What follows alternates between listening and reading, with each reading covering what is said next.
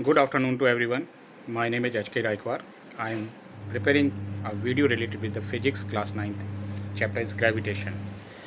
And this video is not prepared to the purpose of economical income. It's a totally free of cost and it's like a social service. So without time wasting, we will discuss about what is the meaning of gravitation. There are the two terms in this chapter. One is gravity and second is gravitation. Always ये दो term हमेशा बच्चों को confuse करते हैं कि gravity क्या है और ग्रेविटेशन क्या है। समझिए, ग्रेविटी क्या है? It is a bounded term, it is a unique phenomena related with the earth only, while the gravitation is a universal phenomena. It's related with the whole universe.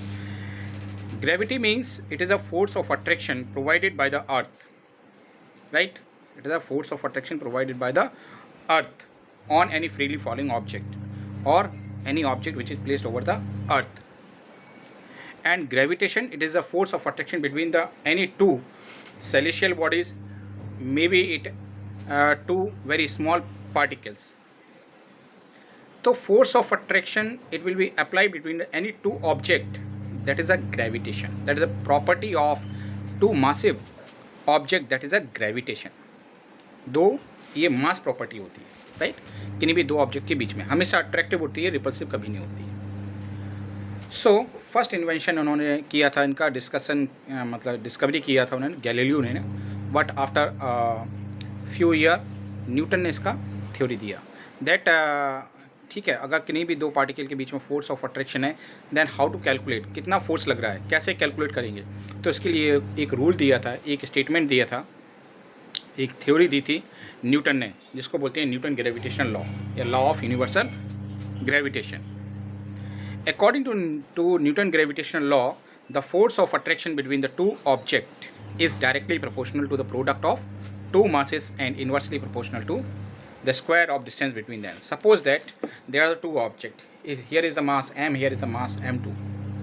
इन दोनों के बीच में भी फोर्स लग रहा है, बट ये फोर्स इतना कम है, 10⁻⁷ के ऑर्डर का होगा, so it's a negligible force, but force is applied at present time. The force is applied between these two objects. So how to calculate the force of attraction between two objects? Say it's the mass of the first object is m1 and the mass of the second object is m2, right? So according to Newton gravitational law, the force of attraction is directly proportional to the product of two masses and inversely proportional to the square of distance between them. That means you can say that f is directly proportional to m1 into m2 and f is inversely proportional to 1 upon r square. Suppose that r is the distance between the two objects from their center. This is a very important term, from their center. Generally language में बच्चे ये लिखते हैं the distance between the two object. Suppose that two object है, उनके surface से distance नहीं होगा, the distance from their center. अगर स्फेरिकल है तो स्फीयर के सेंटर से, और अगर कोई इरेगुलर शेप की बॉडी है तो उसकी जो सेंटर ऑफ ग्रेविटी होगी उसके सेंटर से। So this is a important thing.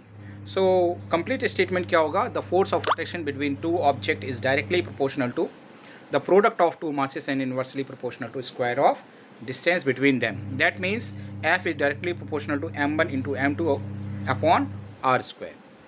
When you replace the proportionality sign, you should multiply the capital G, that is a proportionality constant, and capital G, it is a gravitational constant and also known as universal gravitational constant.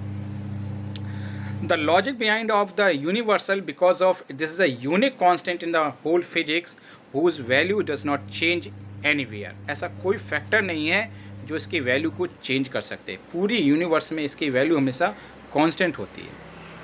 इसकी value होती है 6.67 into 10⁻⁻11 into 6.67 into 10⁻⁻11 newton meter square पर kg square. This is a complete statement of universal gravitational law. जो हमारे Hindi medium के student हैं, ऐसे समझ लीजिए किन्हीं भी दो पदार्थिक कण हैं। सपोज दैट कोई भी दो कण ले लीजिए, मान लिया यही दो ऑब्जेक्ट हैं, दो पदार्थिक कण है, इसका मास द्रव्यमान m1 है, इसका द्रव्यमान m2 है। तो इन दोनों द्रव्यमानों के बीच में एक आकर्षण बल लगता है। ये आकर्षण बल दोनों पदार्थों के द्रव्यमान के गुणनफल के अनुक्रमानुपाती तथा इनके बीच की दूरी के वर्ग के व्युत्क्रमानुपाती होता है, right? So what will you say जो फोर्स ऑफ अट्रैक्शन होगा F equal to G m1 m2 upon r square होगा, राइट।